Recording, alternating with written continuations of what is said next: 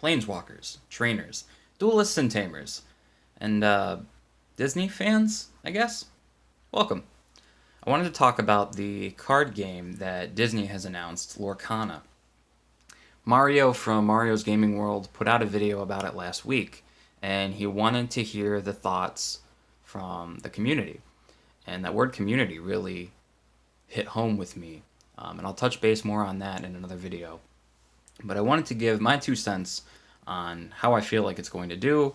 I want to go a little through my history with card games and things that I've seen in my tenure with them. And then I'll give my thoughts, and we'll see how you guys feel. So, starting off my journey was definitely the YuGiOh trading card game. I remember I watched the first episode of the anime. I was just channel surfing, and I found it. I didn't know what it was, and I watched it, and these kids are playing these cards, and they're summoning these creatures, and they're casting these spells, and it was incredible. My mom was watching it with me at the time, and while I was focused on the monsters and the magic, she was seeing the deeper meaning and the life lessons that were being instilled about friendship and moral values and things of that nature. So not only was I entranced by the cards, but she was also a fan of the fact that I was getting involved with it. So that support helped me definitely to get cards, buy cards, spend time on cards, things like that. I enjoyed the gameplay. I would say I played casually, just as a kid since inception. But I started playing competitively at a regular locals around Tactical Evolution, I would say. And then I've played continuously until I think Pendulums came out. And then I kind of took a break. Our locals shut down, unfortunately. And I've kept up with a little bit on and off since then. But otherwise, those are the happy memories for me. I really enjoyed the gameplay. I really enjoyed the cards themselves, the lore of the different universes, and the community itself of the people that I met playing the game and I enjoyed playing with. A lot of my friends, even today, are people that I either met playing Yu-Gi-Oh! Or met through people that I met playing Yu-Gi-Oh! So that in itself has helped maintain it as a constant in my life. Moving on to Pokemon cards. Everybody, I feel like at some point, has owned at least one Pokemon card. This is the Vaporeon that my father bought me. It came in a starter deck. I really wanted it, and none of us really knew how to play Pokemon cards. It was mostly just, we watched Ash, Misty, and Brock on TV. We loved the designs of Pokemon. We played Red and Blue on the Game Boy, and we wanted these cards. They were like, we were millionaires, and these were our little pieces of artwork. And I really enjoyed that aspect of it. And as I got older, I learned how to play the game, and I actually play with my mom to this day on a more casual level. But we enjoy it, and I enjoy collecting the cards and looking at the cards, especially the older ones. The different art with the different backgrounds, and just the frame itself just erupts so much nostalgia.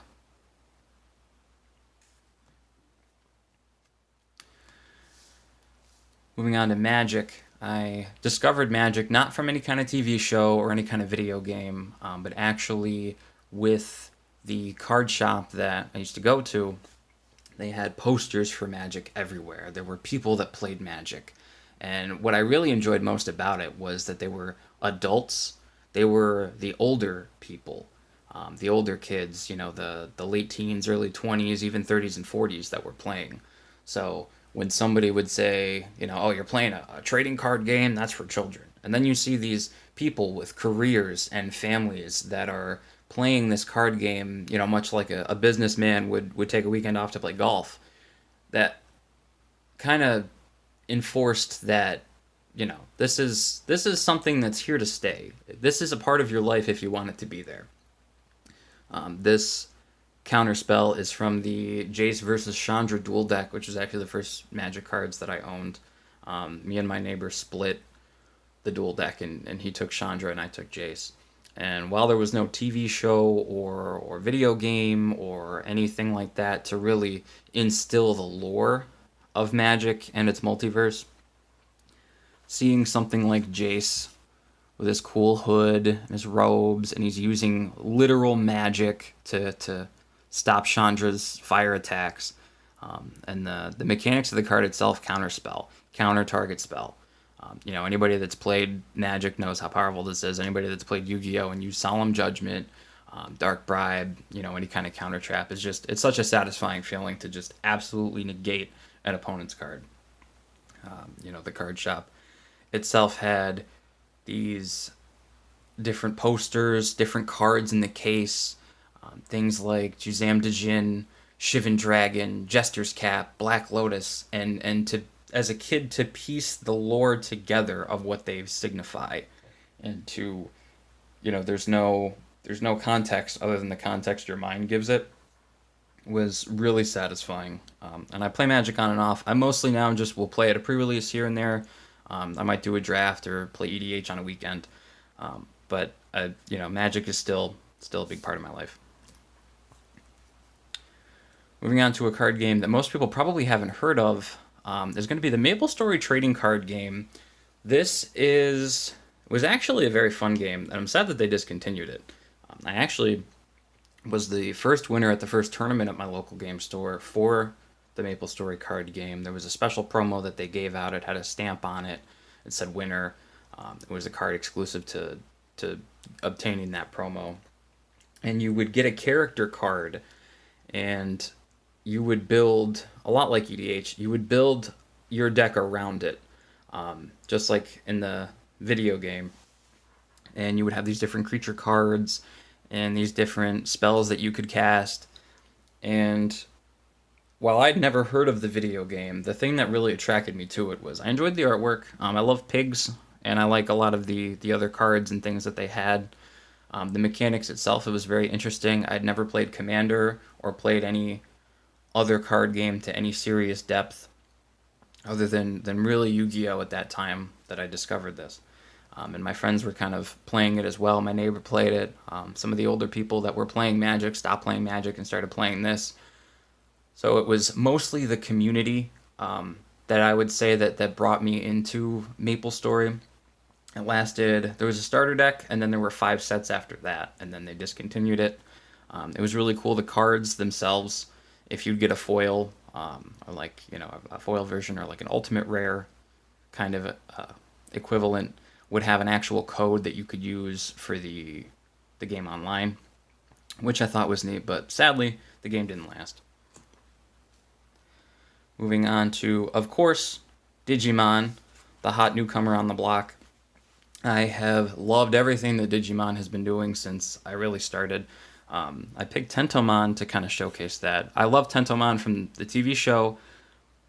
I love the art in this one specifically. He's really just vibing with Motimon, and they're sipping their little drinks, and they're hanging out.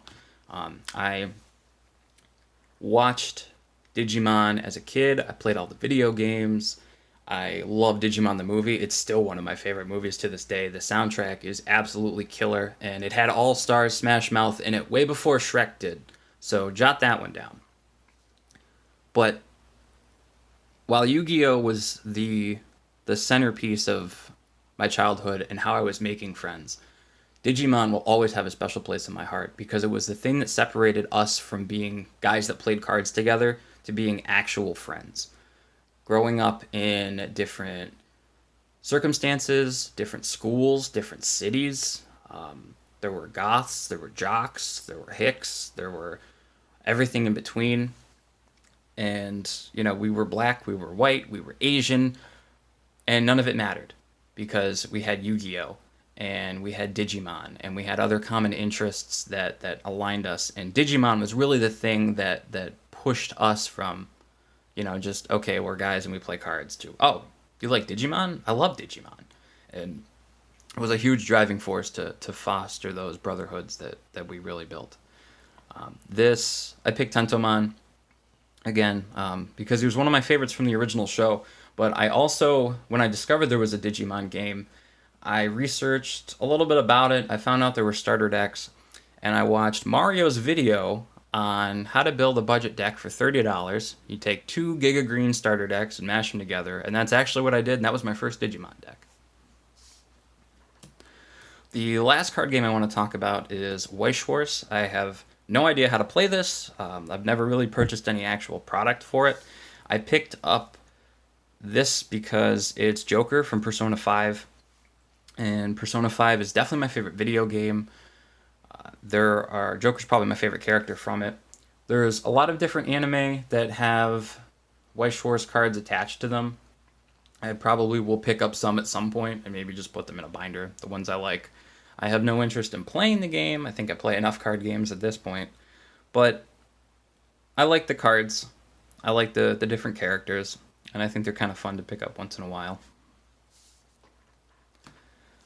Now, I showcased all of these and the kind of backstory behind them all and the context to demonstrate that there are different ways to get somebody involved in a card game. And while some of them last and some of them don't last, card games are definitely a major hobby. People that play Magic will get into Dungeons and Dragons. People that play Dungeons and Dragons will get into Magic. People that play Pokemon will meet other people that play Yu-Gi-Oh! People that play Digimon. The advent of the internet and webcam tournaments and all these other things really allows it to... It's never been easier to play a card game, to have such a selection of card games, and to meet other people that are in your interest group. Now, I will confess that I am not a huge Disney fan. I know a lot of people really get excited for it, and I watched all the VHS tapes as a kid. I've played Kingdom Hearts a little bit. My personal favorite Disney movie is Bedknobs and Broomsticks, which probably says a lot. If you haven't seen this, it's more of a deep cut. I definitely recommend it. Angela Lansbury literally uses magic to fight Nazis. And if that doesn't sell you on a movie, I can't think of anything that would. But I think that Lorcana itself is going to do very well. And I think because of its predecessors, the other card games, you can get somebody involved because of the lore. You can get somebody involved because of the game mechanics. You can get somebody involved because they enjoy the market. Anything Disney is highly collectible. Which I also found interesting that Weish Wars is making a Pixar set. So if they have Pixar, Disney, Weish Wars, and they have their own card game, it's possible that maybe even Magic will do Beyond the Realms, I think it's called, where they have like the crossover events. I know they're doing Doctor Who. But Disney itself opens it up to, as Mario has said, there's Marvel, there's Star Wars, there's just Disney itself. And even that is just a huge amount of source material to pull from. I think they can look back at the other card games before them and they can see, okay, well, what have they done that didn't work? What have they done that has worked? And they can kind of pull from that. I think a lot of Digimon's success is owed to how new it is. And the fact that Bandai can look and see, okay, well, it took, Konami 20 years to learn this. It took WotC 25 years to learn this. And they can pull from that experience and put it into a better card game. They also had said that it's not going to be as competitive, which I think is going to draw more people in. I don't know what the driving force is going to be, but between Disney itself and the mechanics of the card game and the fact that it's going to be less competitive, but still, there's an objective and to win. It's going to be collectible.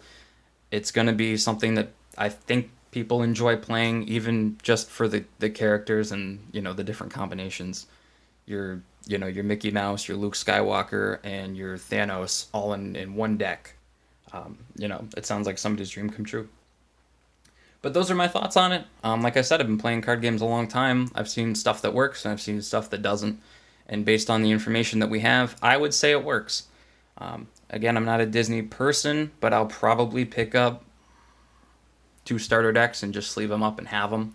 And I'll probably pick up some sealed product at some point and just sit on it and see what that does. But definitely let me know your thoughts in the comments down below. Go check out Mario's channel. He does a ton of cool Digimon videos. He's got some older YuGiOh stuff. He keeps track of the market every Monday, which I really enjoy.